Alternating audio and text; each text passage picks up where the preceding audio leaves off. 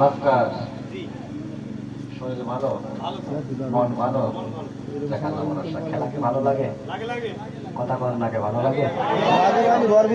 খেলা একটা খুব রিক্সের খেলা, লোহার একটা রড, অনেকে প্লাস্টিক ভাবছেন, এটা কিন্তু প্লাস্টিক না ভাইয়া। দেখি আমার কাছে জানতো রডটা আমার কাছে নিয়ে আসেন তো দেখি, দেখি নাকি প্লাস্টিক না রড, লোহা।